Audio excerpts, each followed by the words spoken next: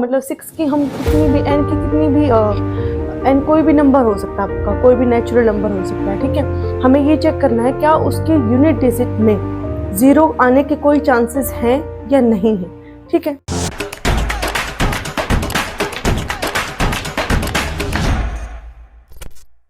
Hello everyone, welcome back to my channel maths by Aarti. तो बच्चों, कल की हमने वीडियो में कर लिया था एक्सरसाइज के क्वेश्चन नंबर 3 और 4। आज हम देखेंगे question number 5, 6 and question number 7, ठीक है।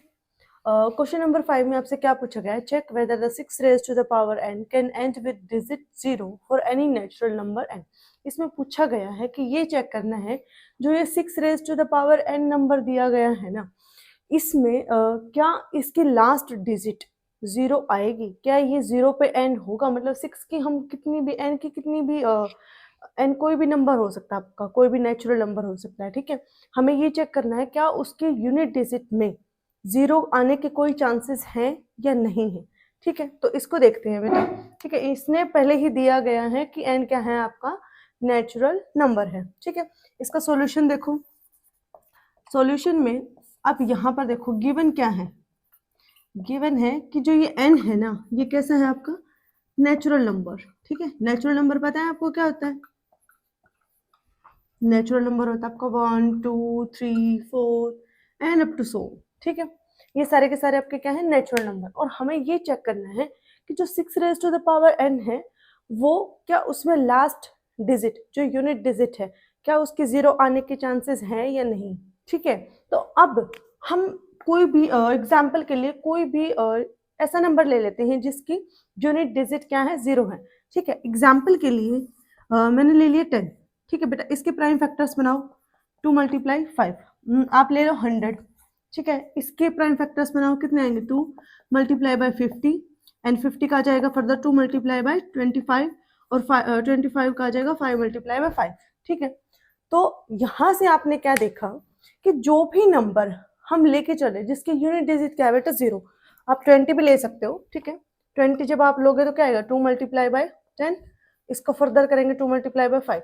यानी कि आपने एक चीज नोटिस की कि जब भी हम कोई नंबर ऐसा ले रहे हैं जिसमें यूनिट डिजिट क्या है, 0 है, उसमें एक प्राइम फैक्टर 5 तो आएगा ही आएगा, है ना। क्या क्या आएगा, 5 तो आएगा ही आएगा, राइट। और एक 2 भी आ रहा है, देखो इसमें भी 2 है, 5 है, 2 है और आपका 5 भी है, ठीक है।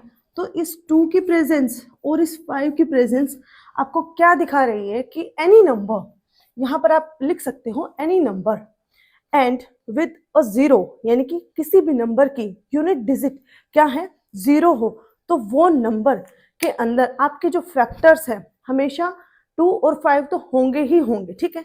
तो आप यहाँ पर लिख सकते हो एनी नंबर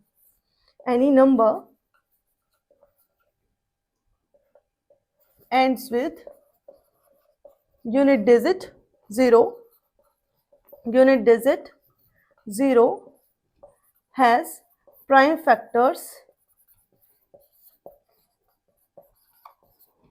2 and 5, ठीक है। मतलब 2 और 5 तो होंगे ही होंगे, ठीक है।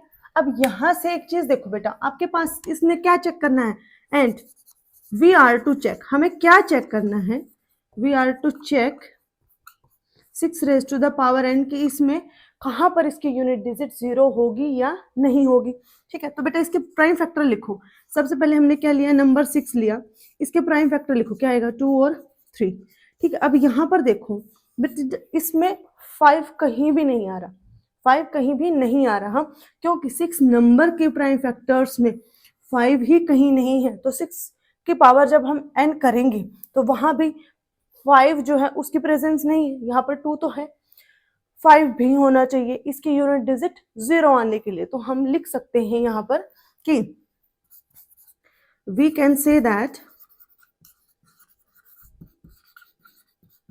Here prime factor 5 is missing,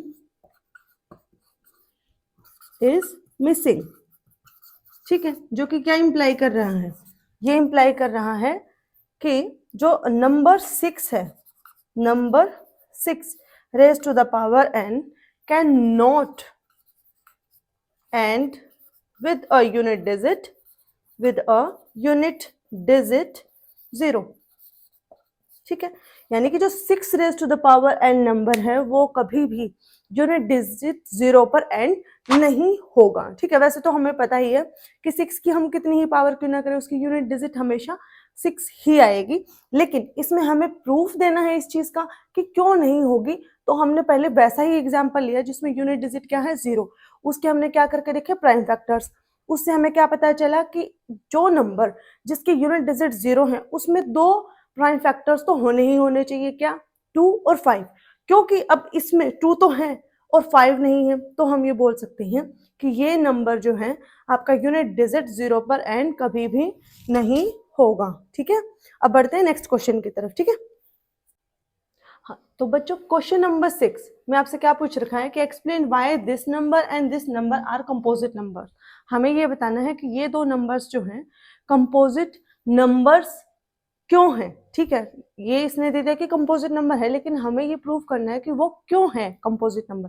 तो देखो, कंपोजिट नंबर के होने के लिए क्या कंडीशन होती है कि कंपोजिट नंबर को हम लिख सकते हैं further multiplication of its 2 factors. ठीक है, बस कंडीशन ये है कि उन फैक्टर्स में 1 नहीं होना चाहिए। 1 को छोड़ के जो दो हम पॉजिटिव फैक्टर्स इसके आएंगे उसके मल्टीप्लिकेशन के रूप में इसको हम लिख सकते हैं। ठीक है, तो अब हम पहले इस नंबर को लेंगे और फिर उसको लेंगे। ठीक है, सो लेट अस टेक, हमने सबसे पहले क्या ले लिया बेटा, ये वाला ले लिया 7 मल्टीप्लाई 11 मल्टीप्लाई 13 प्लस 13, क्योंकि बेटा इस पार्ट में और इस पार्ट में क्या कॉमन है आपका 13 कॉमन है, तो इसको कॉमन ले लूं मैं 13। अब मैंने कॉमन ले लिया, क्या रहा यहाँ पे 7 मल्टीप्लाई 11 प्लस 1। ठीक है, अब इसको ओपन करो, क्या आएगा 13 और ये आ जाएगा 77 प्लस 1। ठीक है, अब ये कितना आ रहा है 13 मल्टीप्लाई बाय 78। ठीक है, अब 78 है बेटा, 78 को मैं क्या लिख सकती हूँ 13 मल्टीप्लाई 6 लिख सकती हूँ, है ना। 78 को 13 मल्टीप्लाई 6 लिख सकती हूँ, और जो 6 है उसको हम फर्दर मल्टीप्लीकेशन ऑफ क्या लिख सकते हैं 3 मल्टीप्लाई बाय 2। ठीक है, 3 मल्टीप्लाई बाय 2। तो अब यहां से ये देखो बेटा कि इस नंबर की जो प्राइम फैक्टराइजेशन आ रही है मेरी कुछ इस प्रकार की आ रही है। ठीक है, कुछ इस प्रकार की आ रही है, तो क्या ये कंपोजिट नंबर नहीं है, है ना, क्योंकि इसको मैंने क्या लिख दिया further multiplication of its 2 factors. ठीक है, और ये यहाँ पर तो 2 से ज्यादा फैक्टर्स भी हैं। ठीक है, तो जिसके 2 तो फैक्टर हैं ही हैं। ठीक है, 2 तो फैक्टर हैं ही हैं, यहाँ पर 2 से ज्यादा हैं। क्या क्या फैक्टर आ गए 2 आ गया 3 आ गया 13 आ गया। ठीक है, तो ये सारे के सारे क्या आ गए इसके फैक्टर्स आ गए, और ये हमने इसकी मल्टीप्लीकेशन के फॉर्म में लिख दिया, तो हम बोल सकते हैं कि ये क्या है हमारे कंपोजिट नंबर है। ठीक है, ये तो था पार्ट नंबर 1। अब आ जाओ पार्ट नंबर 2। यहाँ पर क्या देखिए 7 multiply by 6 multiply by 5 multiply by 4 multiply by 3 multiply by 2 multiply by 1 plus 5। ठीक है, क्या नंबर है बेटा आपका 7 multiply by 6 multiply by 5 multiply by 4 multiply by 3 multiply by 2 multiply by 1 plus 5। 5 common है आपका, कॉमन है तो इसको बाहर ले जाएंगे। 7 multiply by 6 multiply by 4 multiply by 3 multiply by 2 multiply by 1 plus 1। ठीक है, जब हम इसको करेंगे तो ये आपकी मल्टीप्लिकेशन आएगी 1008, और ये आ जाएगा प्लस में 1 यहाँ पर आपका। इसको हम फिर क्या लिख सकते हैं 5 मल्टीप्लाई बाय 100, और ये कितना हो जाएगा 9। तो क्या इस नंबर को मैंने 2 फैक्टर्स की मल्टीप्लिकेशन की फॉर्म में नहीं लिख दिया, ये सारे के सारे क्या हैं इसके फैक्टर्स ही तो हैं। तो यहां से हमने ये प्रूव कर दिया क्योंकि इन 2 नंबर्स को मैंने 2 फैक्टर्स के मल्टीप्लिकेशन की फॉर्म में लिख दिया है। ठीक है, मतलब जो कंपोजिट नंबर की रिप्रेजेंटेशन होती है उसमें मैंने इसको दर्शा दिया है। ठीक है, तो हम इसको क्या बोल सकते हैं कि ये और ये नंबर क्या है आर कंपोजिट नंबर। ठीक है, ये भी कैसा नंबर हो गया एक कंपोजिट नंबर हो गया। ठीक है, और जो ये है आपका ये भी क्या हो गया आपका एक कंपोजिट नंबर है। ठीक है, यहां तक क्लियर है। अब बढ़ते हैं हमारे नेक्स्ट क्वेश्चन, क्वेश्चन नंबर 7 की तरफ। ठीक है, क्वेश्चन नंबर 7, इसके अंदर आपसे क्या पूछ रखा है, इसने बोला है कि there is a circular path around the sports field, यानी कि स्पोर्ट्स फील्ड के अराउंड एक सर्कुलर पाथ है। Sonia takes 18 minute to drive 1 round of the field.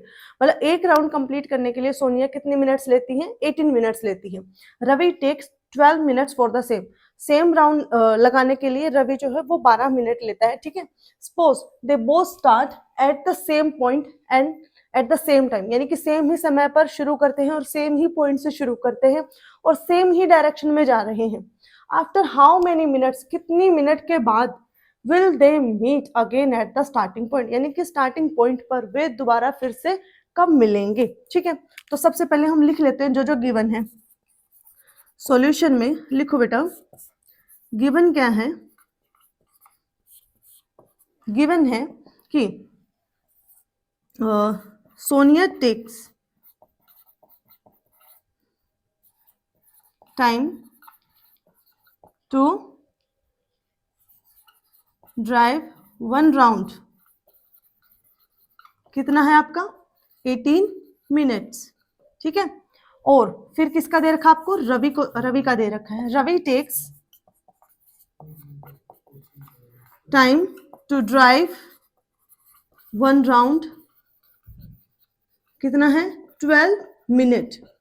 अब हमें क्या निकालना है? We are to find out how many minute will they take to meet again at the same starting point. Same starting point पर वापस से मिलने के लिए वो कितना टाइम लेंगे, ठीक है। सो यहां पर हम लिखेंगे time taken by the both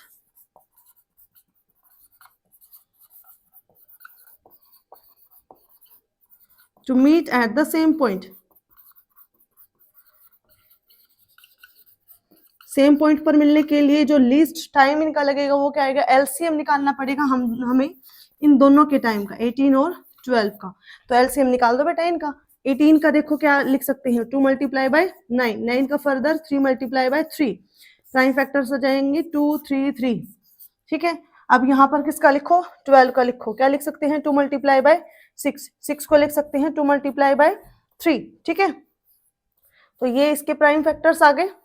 अब यहां से देखो एलसीएम निकालना है हमें किसका? 18 और 12 का। हम क्या लिखते हैं? जो जो फैक्टर्स है 2 3 2 3, ठीक है। इसको लिखो 2 मल्टीप्लाई बाय 3 और इनकी हाईएस्ट पावर, यहाँ पर 2 की हाईएस्ट पावर 1 है, यहाँ पर 2 की हाईएस्ट पावर कितनी है? 2, तो यहाँ पर आ जाएगी 2।